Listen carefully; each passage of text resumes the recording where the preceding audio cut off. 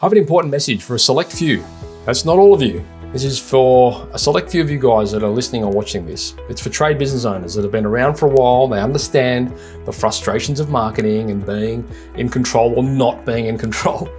Guys, it's 2021 and many of you are marketing yourselves like it's the year 2000. Off the back of a global pandemic, we've seen huge shifts in the market with people turning to service providers they know, like, and trust. There's never been a better time to establish the tools and frameworks in your business to take advantage of these things. These things that will serve you not only now, but serve the business ongoing. Over at Tradie Web Guys, we've recently launched the Elevation program. It equips businesses with the tools and the programs required to successfully market themselves. It gives you tools to re-engage with your past and present clients whilst nurturing potential clients. It creates assets in your company's name with no proprietary licenses. You own these things 100%. It gives your business a huge head start on the search engines with advanced SEO, and it collates all of the programs and all the services you need into one neat little bundle, including things like web development, website management, email marketing, SEO, Google Ads, loads of different softwares, strategy, support, and a bunch of other things. After going through this program, you'll have all the tools you need to market your business ongoing. You'll have a huge head start in your marketing, and you'll also have a CRM so you can continue to build your database whilst engaging your current customers and re-engaging those customers that you've essentially forgotten about. Marketing tools that you need, and they'll all be in your control. You don't owe anyone anything. You'll be able to dial it up and down essentially as you see fit. So why is this an important time to talk about this? Guys, it's important to know a lot about a little and a little about a lot. Meaning, you want to be in control. You want to know enough to be dangerous. I'm not trying to give you more work here. Essentially, we'll set everything up for you, teach you the basics, and then it's all yours. It's complete transparency. You'll never grow a business past a certain point without marketing. Word of mouth will only ever get you so far. We've spoken about it on the podcast a load of times. At some stage, you need to invest in these things. This is the simplest and most affordable way to do it. For more information, head across to tradiewebguys.com.au/elevation, fill in the form, and let's make 2021 the year that you took control. Today's podcast has been proudly brought to you by Tradie Web Guys. Tradie Web Guys work with tradespeople only on their websites and marketing solutions to help them stand out from their competition.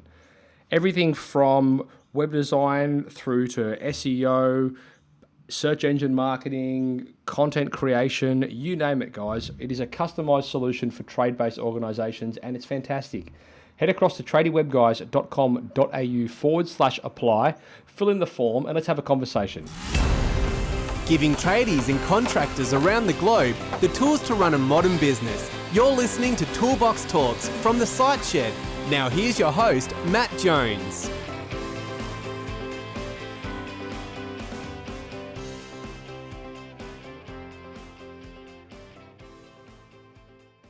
Bill, welcome back to the Site Shed podcast for part 2 of the Building Trust and Rapport by Becoming a Great Storyteller series that we're conducting. Welcome back, mate. Thanks, Matt. So, listeners and viewers, in the first episode, we were talking about why your story matters more than ever. And in this episode, we're talking about laying your storytelling foundations. Go back and check that first episode out. As always, we designed these series so they kind of stem into each other. Bill, you are from storysalesmachine.com all the way from the US. Thank you for joining us once again. You bet. Glad to be here. And so in the first episode, Bill, we spoke a little bit about the importance of, well, first of all, appreciating that you do have a story and appreciating that what you guys do is interesting to others.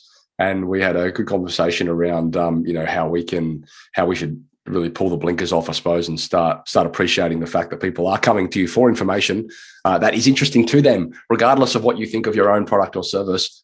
People do have an interest in it. So I think that's been a real big struggle for me to communicate to our customers and our audience over the years. I think they really do have a bit of a polarizing view of what it is they do, and probably because they just do it every day. Like if you're constantly doing switchboard installations day after day, then a switchboard installation for you is boring as batshit. Whereas for somebody that actually needs to get one of these in their house, and it may only be once a lifetime that happens, it's super interesting. So take the blinkers off, essentially, was the message, I think. It is. An analogy I just thought of is, do you remember, I don't know if you guys had it where you are, but here in the US, we have a it was a tradition to take your kid to work day. So a father would take his kid to work. Right. And the father would traditionally just kind of grumble about it, but the kid would be fascinated. My dad was a salesman, and he was on the road, and just him taking a roll of quarters into a phone booth to call clients was like riveting to me. To him, it was just, and your customers are kind of like that. I mean, I'm at home working all day. So if we got a new roof on here 2 months ago, and I went out of my way to get out and chat those guys. And I could tell they were, just passing along information that was super boring to them. But I was like really into it. I was looking into the concrete thing they filled up. They were, doing all sorts of things. And I don't know, I could tell they were discounting it. But for me, it was very interesting. Exactly right. And I think as well, a lot of you guys out there that are watching this or listening to this, like you're dealing with like significant investments, like potentially sometimes the largest investment that your customer is likely to ever make, if it's building a home or something like that. And so to think that what you guys do is not interesting, or to think that people are not after, information that even on a subconscious or a subliminal level, reduces some sort of fear, overcomes some sort of objections. Like, you guys are crazy to think that, that's not interesting to those people. People are desperately seeking relief in those areas. So, it's your responsibility I won't say it's your responsibility, but, it certainly makes sense for you to, provide people with that information when they're coming to you for it, Yeah. And let's not forget too, that people are buying just as much you as what you're going to do for them. Correct. Yes. So if you can put yourself in with that, there's that famous story, or I forget who said it was, he was leaving the house to go buy a car, and his buddy goes, "So where are you going?" "Oh, I'm going down to the car lot." "Oh, you're going to buy a car, huh?" "No." He said, "No, I'm just going down to shop for the salesman." Because he knew that the right salesman wouldn't steer him wrong, would steer him to the right product. And just as like you say, people are going to make this huge investment. They want to be comfortable with you. So the more you can put yourself in front of them, where they get to know you, they'll choose you over someone else, even if other factors are being equal, just because you've gotten to know them. I think that's probably, Bill, the crux of this episode and potentially this entire series. Like, what we're really talking here, about, guys, is how to build trust and rapport. And, the way that you are essentially trying to differentiate or, separate yourself from your competition is by standing out as an expert. And so that very rarely is going to come from you, trying to sell them or oversell them things. It's 99.99% of the time going to come from you, laying a foundation which proves that you have a vested and an interest in education and in helping your customers or potential customers, get answers to problems they're having. And so I think that is really, really an important message, and perhaps the backbone of everything we're talking about here, Bill. It's about just building, trust and rapport. Yeah, that's the foundation of everything. And so in this episode, we're talking about laying these foundations, and we're talking about, understanding who your customer is. And I think this is kind of going to be where, the rubber meets the road for a lot of the viewers out there, because I want to talk specifically to, and practically to what the guys out there can be doing to make this part of their process and to get them actually doing it.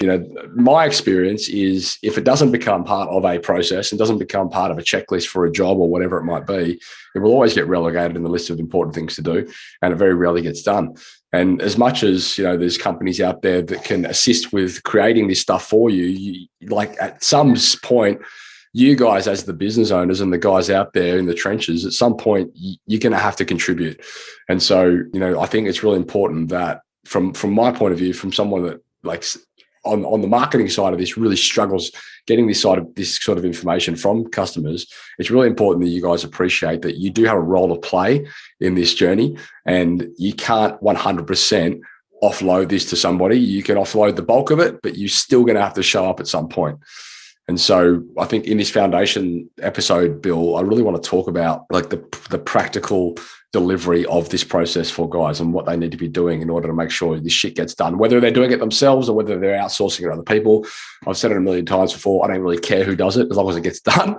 So I'm really looking forward to jumping into that. Yeah. Well, maybe the first thing we talk about is the importance of knowing what your customers want and really what their biggest potential objections are and what they want on a deeper level.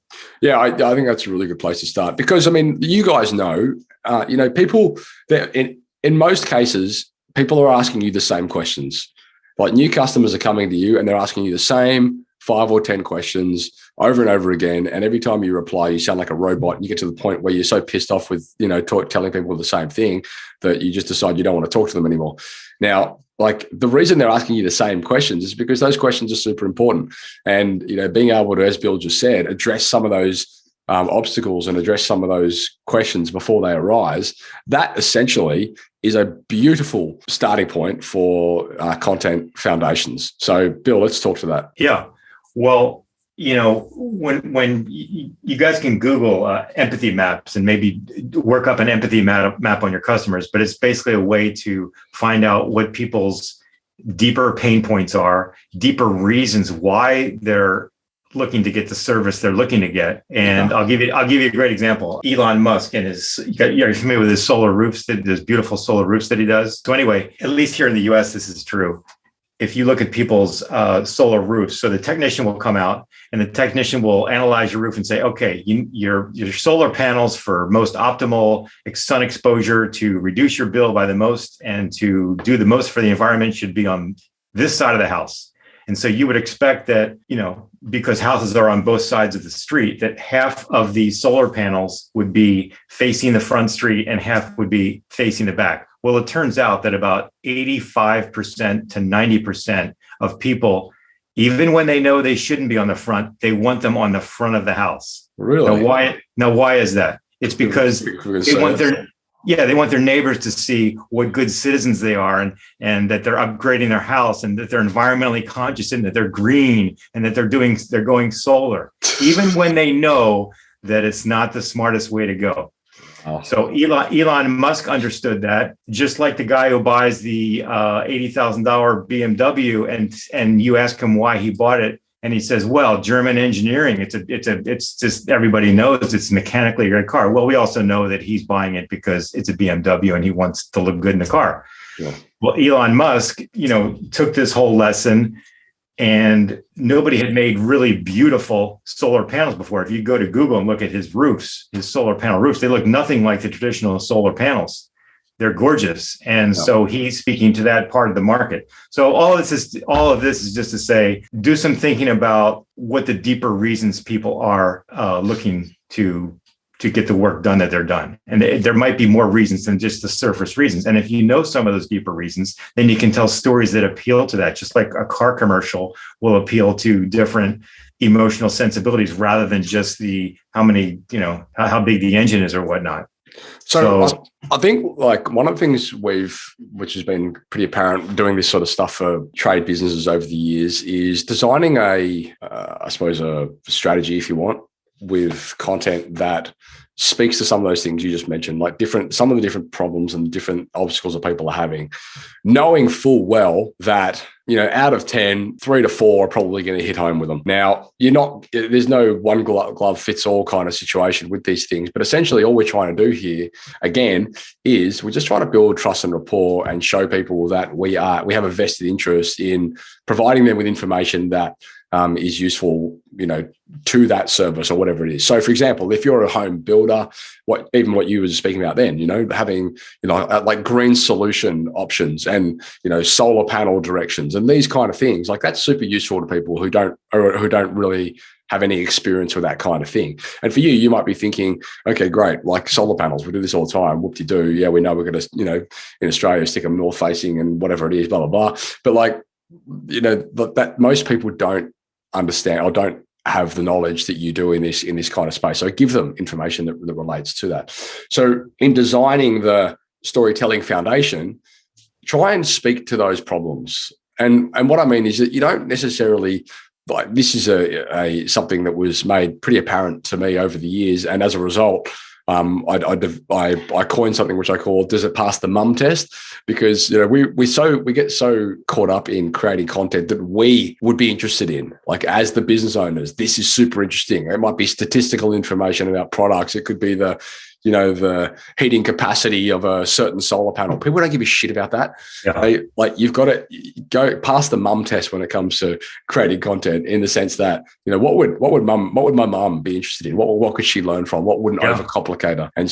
And you can do this at all levels. You can do this at different depths, to different depths within businesses. So, maybe like at a macro level, you're talking about building a home, and we're talking to some of the major questions that people have. But then on a micro level, you might be talking to different types of varnishes or lacquers that, or paints that you would recommend for external, applications on the eastern coast of Australia due to, climate conditions and so on and so forth. Like, there's so many different things, different avenues you can go down in that space, which, as you said before, Bill, is all designed to take people from a certain point and filter them down into their interests, so you know exactly what it is they're looking for, and you're speaking specifically to pain points that addresses their specific problems. Now, that might sound like a lot of work, but for the better part, it's a lot of it can be automated, and there's some really, really clever technology out there which can enable you to segment and deliver these pieces of content based on interests. Right.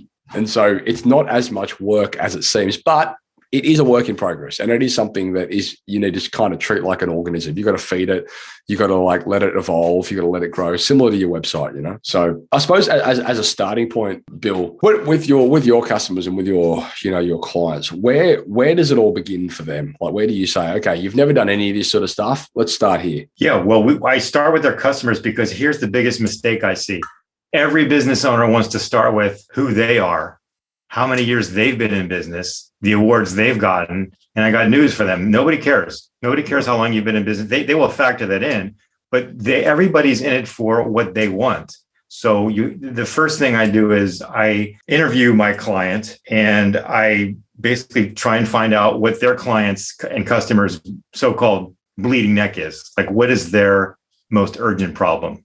Why is it they're looking for the service they're looking for? And let's talk about that. Now, because I know you can deliver on it, but let's talk about your customers, and then how to best to reach them and get them to engage. So that's where it starts. And that conversation, like when you're asking those questions, like people are coming to you and they might be saying, I want to put a deck on our house, or I want to put a second level on our home.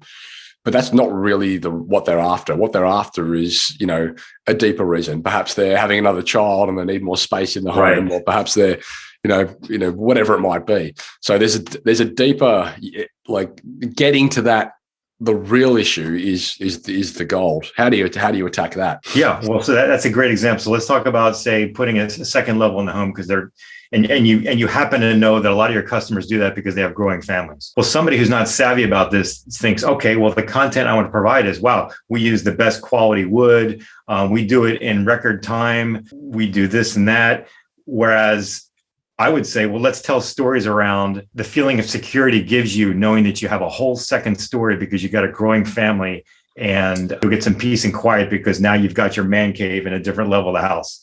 I mean, maybe that's parsing it a little too much, but people are not building a second story so that they can get the finest quality materials put on their house and increase the investment value of the house. Now, that's part of it, but so the more you know about why people are doing the things, and then you can tell stories, that show the transformations of a couple did this, it worked out this way, they're so much happier because this, then your marketing is much more effective. Are we seeking these answers in like a consultation typically? Like, are we asking questions to just dive deeper and deeper and deeper and deeper and deeper in the one hit? Is that the idea? You mean like one-on-one with clients, or? Well, what I mean is, if somebody comes to you and they say, hey, you're after a home renovation, you're like, sweet, we're a builder, we do it all the time. Yeah, no worries, here's a quote or whatever. But like, is part of that process, okay, why do you want a home renovation? Yeah. Oh, okay, why do you want to go second level? Oh, really? You want 2 extra bedrooms upstairs? Why is that? Oh, really? What sort of finishes you after? Oh, really? Why do you want that kind of finish? Oh, why? Yeah, well, and you got to be careful there, because you don't want to be nosy either. It's kind of none of your business why they want it. Right. So the way I would do it is just express genuine excitement. Oh, that sounds great. Wow. Why would you be doing that? Or I don't know if I'd say why, because that's maybe a little too demanding of them, but just take an interest in them and just converse with them like you just met them, at the airport or a bar or something, and just kind of engage them and get excited about them.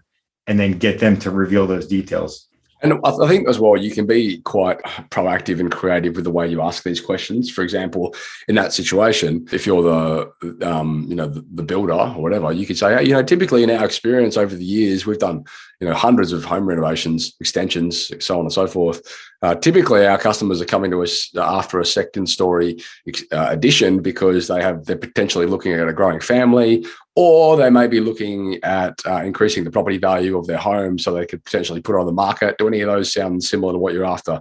You can kind of ask questions that maybe, provoke answers. That's a great way. I like that. And that kind of eliminates as well that whole yes, no answer situation where you're trying to, create dialogue, which I think is quite important. Another example is, and it's not necessarily, this is again, not necessarily conversation so much about storytelling, but in understanding, when we're talking about knowing your customers and understanding where they are currently, so you can have conversations with them that relate to where they're at. So builders, for example, they have an ongoing battle with them having conversations and spending a lot of time doing things like bids, quotes, proposals with customers that are not quite ready in that process yet. So they're spending all this time preparing these, highly detailed proposals and job scopes where, the customer at the end of the day is like, oh, actually, but I haven't even put this through council yet, or I haven't even arranged finance, or they're not ready to have that conversation yet. So, having a process around asking the right questions can help you, when you have the conversation with them, steer them in the right direction to where they're at that point in time, which may be, okay, great. You need to go and speak to an architect. I'm going to refer you to so-and-so. You need to go and speak to an engineer. I'm going to refer you to so-and-so. Or we have them in-house. Let's go speak to them first before we can take it to the next stage. So it's really about, I suppose, understanding what their problems and pain points are and being able to speak specifically to that at that point in time. Again, nurturing them through that sales cycle. So everything's going to become easier when you do that, and closing a sale becomes so much easier, and they will feel so much more listened to, and it just makes everything easier when you do it that way. And I don't know, Bill, like I've over the years, I've sort of, and I do this a lot because we create a ton of content, and it gets to the point where you're like you feel almost like at some stages you've exhausted your resources. And so I ask our community and I ask our customers what sort of things they want to hear about. And you guys can do that as well, and we actually have started doing that as part of some of our re-engagement campaigns. So for customers that we're working with that might have, a contact database of 10,000 contacts, which I don't consider a qualified list, despite the fact that they've at some point been a paying customer, because you've never actually engaged with them.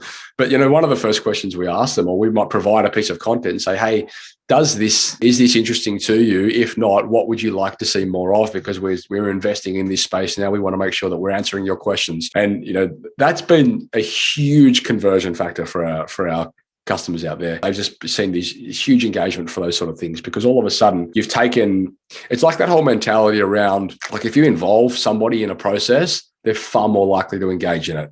And you could talk about that on many different levels: system creation, how to deliver, or installation processes, and all these kind of things. Like, if you're involving somebody out there who's at the ground level in that process, of course they're going to be more likely to follow it because they're invested in it and they feel like they've been contributing to it. Same thing with content. So we say to guys, hey, what do you want to hear more about? And they tell us, and then we go and do it. And, we know that we're going to get engagement because we know that that's what they want to hear about, because we asked the question. So, ask the question. It's pretty simple. Yeah. And it's never been easier to do that with Google Forms or SurveyMonkey, whatever it is. It's so easy to send an email and send people to a fun survey, and you can even give them something for filling it out. But sure, and every time like you said, every time somebody takes one of those actions, it's a micro commitment that just gets them deeper into your world and just moves them that much closer. And that's another thing. Like, those little micro commitments, they really do help you segment. And so, when we talk about data collection and segmentation, like, it's understanding what people's interests are and segmenting them accordingly. That's a really powerful resource, because if you've got a contact list of 10,000 people and for certain that there's 1,000 of those people on that contact list have a vested interest in different types of stains or varnishes for decks, that's a really valuable piece of information or piece of content that you can create, which they're going to be interested in. So being able to collate that, and technology will do all of that for you. You don't have to do very rarely have to do any of it manually, I should add. But like the point being, understanding what it is that people want and having that data collected and collated is so useful to you. Bill, talk a little bit about, I know you've mentioned at some point the post-it note thing with the objections. Do you know what I'm talking about? So this is a great way to, structure your communication. If you're wondering what should I write about in emails, well, awesome. Or anything, right? Or anything is to first of all place yourself firmly in the seat of the customer and think in their shoes. What are they thinking? And what I like to do, call it the post-it note method. Just get a big blank wall, get a bunch of post-it notes, and write every single objection you can think of that somebody might have to using your service. So it could be, I don't want people inside my home, or this is going to take too long, or just whatever it is, or it's going to be too expensive. Just, you probably should be able to come up with at least 15 to 20 reasonable objections that any reasonable person might have. And then get some more post-it notes, and right next to that, you write out the answer to each objection side by side. And you can emails or whatever sort of content, you want to structure your content that answers all those objections, because every time somebody consumes one of those pieces, they are, validated about their objection, but then they see how it's overcome by your particular service, and whether your service has a unique mechanism or not, or something proprietary, or it's just how you do business and it's your protocols that their fears are unfounded. It's a really great way to, move them closer to the sale and get them there. I love that. That's so cool. There's so much merit sometimes in physically writing something down and sticking it on a board in front of you, isn't there? Like you can use all these tools and apps and sometimes, but I still get so much value sometimes out of just hitting a whiteboard for 20 minutes. Oh, the other thing I didn't mention. So when you have all the Post-it notes up there, one reason it's handy to do it in a Post-it note fashion, or you could use a Kanban, or if you want to do it digital, is you order them from top to bottom with the most pressing objections at the top. Yeah. So you answer the most important ones at the top that'll move the needle the most for your business. And then as they get more trivial further down the list, you structure them, order them. So, I mean, that's something that every single one of you could go home today and you could do. Like you could all just sit there, grab a beer, spend 20 minutes in the office and do that. And you would probably learn so much about what sort of content you can create. And I challenge you to do that. Actually, that's my challenge to you. Go and do that. Take a photo of it and then post it in the Facebook group. I'd love to see what you guys come up with. Now, of course, the cool thing is, Bill, from a content perspective, is it doesn't end there. So when guys go and they do an exercise like that, and we do a very similar thing, you might go and stick all these objections up on a whiteboard. You might have all the answers there. What you've got there is a compounding resource for pieces of potential content, which you can apply to all different areas of storytelling. For example, you could then go take that exact framework that you've just done there. And we literally did this. We had a client reply to a now client. So it does work because he turned into a client off the back of this. He asked a whole bunch of really, really good questions about one of our programs, really good questions. And I replied and I CC'd in my marketing manager and my development manager. I said, hey guys, I'm just CCing you guys into this email because I want you to take these questions and my answers and turn them into FAQs for this brand, for this product. And they did that. And anyway, so these are really good questions that I had not answered. I had not answered in the content yet. Like we hadn't done it. So I'm sure people out there would be out thinking the same thing. And so once you've got these objections on the whiteboard, they can become FAQs on your webpage, which are great. FAQs are a fantastic way for people to get quick answers to common things. I can then take those FAQs and I can turn them into a podcast or into a video blog or whatever, a vlog or whatever it might be. I can then take that vlog and I can repurpose it into a blog on the website if I wanted to. I can then take the blog and I can repurpose that into social media content. So the point being is it has a compounding effect. And just by doing a simple exercise like Bill just said just then, simply putting all of your objections on one side, writing out all the answers for that, you potentially have just created for yourself months worth of useful storytelling content. Yeah. And that is a 20-minute exercise that you could be doing and you're going to do tonight and you're going to post a photo of it in the Facebook group. I love it. And one good format to use with the information on those Post-it notes is to come up with myths. People love seeing myths busted. The top 5 myths of getting a new fence put in your backyard, and or whatever it is. So anytime you can turn people's heads around with a counterintuitive answer to a problem they always thought was a problem, an objection that it's not really when they hear what the true scoop is, that's a great thing. And this very much blurs the line now between storytelling and copywriting. And I know you're big on both, but maybe in the next episode, when we talk about pulling the story together, we can speak a little bit to the importance of using captivating copywriting, because like you say, those headings and those headlines can be the make or break of that email getting opened and read. Oh yeah. I mean, that's, when you think about if somebody's on your website, what are they judging every decision on? It's just the words that they see. Well, there could be video too, but some of those videos are probably scripted and those were written. So words really matter. And that's where copywriting is so valuable, is that you kind of learn different persuasion techniques that work. And everybody judges the book by the cover, don't we? Oh yeah, I know I do. One thing, Bill, that we probably should cover off on just before we wrap this episode up is call to action, and like how we steer people towards the desired outcome that we've designed, what we want them to, the action we want them to take.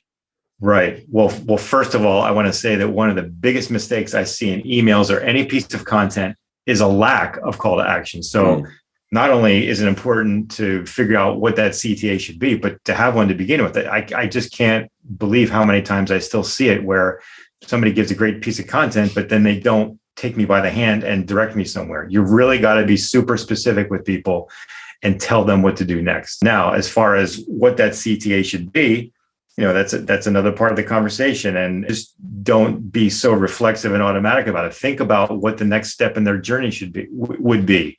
Now, if somebody's for instance, and you can correct me, Matt, on this because you know your industry so well, but I would think that if someone's about to invest in a super high ticket service, that's going for the kill early on is not a good call. So the CTA maybe shouldn't be a phone call. That's a big commitment for some people, especially in a day and age where people don't even answer the phones. They don't want to get on the phone. Let's be real. And the other thing is that CTA is probably not in your interest either, because you haven't qualified them enough to want to waste time on the phone with them. Good point. You want them to jump through some hoops first and prove themselves a little bit, so that your time is not taken up with a waste of time. But so, there's phone calls. You could, if you have another piece of content that you want people to opt in for, if you want to take them through a survey, there's various CTAs you can take people through. But anytime you get them to raise their hand in some way, whether it's clicking something or calling something. And that's another, if you think that people are going to be too shy about having a one-on-one phone call because they're afraid that there's going to be a salesman on the other line trying to close them, you can do things like make use of a 24-hour outgoing recorded message, because that's a very low commit. People know, I don't have to talk to somebody. There's a message that tells me more about this. That may not apply to tradies too much, but just give some thought as to what the CTA should be. You tell me, what do you think? What's the most common CTA you see that's most effective? Well, I think more to the point, the CTAs that are not effective are the generic ones. And so, sure, if you're going to be if you've got on the homepage of your website, typically on the homepage of your website, you're going to have generic call to actions because you don't know who you're speaking to. You don't know if you're specifically speaking to people that have an interest in, block drains, hot water heaters, or whatever it might be. If they just land on your website organically, that call to action can tend to be a little bit more or neutral. However, if you're on the block drain page, your call to action should really be related to block drains. If you're on the hot water page, you should have a call to action that's related to hot water heaters. Now, that's something I think where people tend to not be capitalizing enough on. It's too generic across the board. And then you hear people say, oh, well, I don't want to overcomplicate and all this kind of stuff. But really, you're overcomplicating it if you're not being specific, in my opinion. So, designing, if somebody lands on your hot water heater page, what journey do you want them to take? Do you have a specific resource which speaks to, the pros and cons of using solar hot water against electric hot water or gas hot water? Do you have a resource on your home renovation page which speaks to the difference between, using a timber framework or aluminium framework? What sort of resource can you put on that page which is going to entice that person to take the next action, that action that you want them to take in order to qualify them that one step further? So that is a big one for builders. The call to action for them, if they're ready to build, or so they say, okay, great, go and fill this form in. Now, we do that as well on our websites. If people say, oh, we want to have a talk about websites, we always say, or whatever it is, actually, we always steer them to a page where they have to complete a form first. And the reason we do that is because when we have the conversation with them, we want to make sure that we have a really clear, defined understanding of what it is they want as an outcome. Because when people ring us up and they go, oh, I need more leads, and you look a little bit further into it and you say, oh, okay, well, why do you want more leads? Oh, because, I don't like the look of our website and people tell us it's ugly. And I'm like, okay, well, that means you need a website rebuilt. Like, they don't really know, and your customers don't really know either. So, you've got to really probe further and you've got to ask questions. And so as much as this process is about qualifying, it's also about disqualifying, because if people aren't willing to take that step, then you probably don't want to work with them anyway. And right. we have this situation happen a lot. Like, people always won't fill the form in. And I think perfect. And one of the first things we address on that page in clear view, before they have to put any contact details or anything down, is the price conversation. What's your budget for this project? Yeah. Because if they see that and they balk at it and they don't want to fill the form in, fantastic. I've saved their time, they've saved mine. Right. So as much as it's a qualifier, it's a disqualifier. And so that may not be applicable to everyone out there, but you get, like, the point being, like, that call to action is really designed around qualifying that person or that contact to the next stage. And once they complete that form, we know they're far more qualified than somebody that hasn't completed it. And we know that if we're going to send a proposal out to somebody, we won't anymore send a proposal out to someone that hasn't completed that, because we just know that our conversions off the back of it are nowhere near as good. So it's just a waste of time. So these are things you learn as you go, and you can optimize and improve as you go as well. Yeah. No, that's very well said. It's something you got to do. So I would say to you guys out there, in relation to call to action, fundamentally understand what the journey is that you want that person to take once they reach that certain page or whatever it is. That maybe it's the ad they've seen on Google or whatever, but what is the action you want them to take? Don't presume or assume that they know what you want them to do. And another prime example is on that front, Google Ads. If you're running Google Ads campaign, you damn well want to be sending them to a specific landing page that talks to that service. Because again, if you're sending somebody from a Google ad campaign to your homepage and you're making them filter through all your service pages until they find the service that relates to the ad they've just seen, that's a terrible user experience and a shitty call to action. So, you want to make sure that you're streamlining that process. And this is like, again, go hit the whiteboard on this. It will take you 3 minutes to come up with that journey. It's common sense more than anything. But the problem is it just doesn't get done very often, Yeah. I mean, sending people to a generic homepage is one of the biggest mistakes I see. And next time you're on Amazon, take a look at how smart they are about those kinds of things. You always get, directly taken to something very specific. If you see people successfully advertising on AdWords, they go right to an Amazon page. They're not going to somebody's storefront. Right. And you want to keep it simple on that landing page too. Don't try and cram everything in there. Look how successful Google is by they distilled their whole website to the one search box. And that, it's been a long time now, but that was pretty unusual at the time. So you really want to keep things simple. There's that phrase, Matt, I'm sure you've heard, you want your sales funnel to be like a greased chute. You want to make it as easy and seamless as possible. And don't complicate it with too many graphics and messages, and just really keep it simple. So I think in summary, Bill, and jump in if you think I've missed anything here, but essentially when we're talking about laying storytelling foundations, I think that exercise that you mentioned, Bill, is probably the best place for anyone out there to start. And again, I'm going to challenge you all to do that. So go and do it, take a photo of it and head across to the SiteShed Facebook group and put a photo up there, let us know that you've done it. So again, all you're doing there is on one side putting up with Post-it notes, all of the major questions that you get asked. So all the things that your customers or potential customers come to you, problems they have, issues they have, conversations they want to have with you, all that kind of thing. And then next to it, come up with all the answers for that. So that's a really, really great example and a great starting point, I think, for everybody out there. And even if you are currently have a content strategy, it's still a good place to start and a good exercise to go and do. And in fact, I'm probably going to go and do it myself. So I'm going to challenge myself. How's that? But then I think that's a really good, I don't know if we need to go much further into actions for this episode. Bill, what do you think? I think that's a good starting point. I think it's a great starting point because it leads to a lot of, intuitive next steps that people are going to know what to take in terms of just fleshing out those Post-it notes. Bill, in the next episode, we're going to be talking about pulling your story together. What are we going to be speaking to specifically in that episode? Yeah, basically how to find your stories and collect them, because people want to make it a real mysterious process. You have way more stories inside you than you realize. So we're going to talk about how to collect those, how to structure those, and how to actually tell them in your content. Great. All right. Well, there you go, guys. There's a bit of a cliffhanger for you. That's a wrap for this episode, and we look forward to speaking to you in the third and final. Bill, thank you once again for your time. You are from storysalesmachine.com, based over in Seattle. You guys can reach out to Bill there if you want some more information. And he's got some really cool courses and stuff, which I encourage you to go grab hold of. Although I have bought one and not done it myself, but I will do it, Bill, I promise. All right. That's a wrap. Thank you for listening to another episode of Toolbox Talks. If you're liking what you hear, then you can head across to thesiteshed.com, where you can join our community by signing up to our Toolbox Talks. You'll get sent a weekly notification, which is basically a highlight of everything that we've spoken about during that week, along with any other industry news that may be relevant or specific to the trades. If you're enjoying the show, you can head across to iTunes, Stitcher, or SoundCloud, where you can leave us a review. That would be fantastic, and all the reviews get read out in the show. Likewise, if you have any friends or colleagues that you think would benefit from the show and the episodes that we create, then please go ahead and share it with them.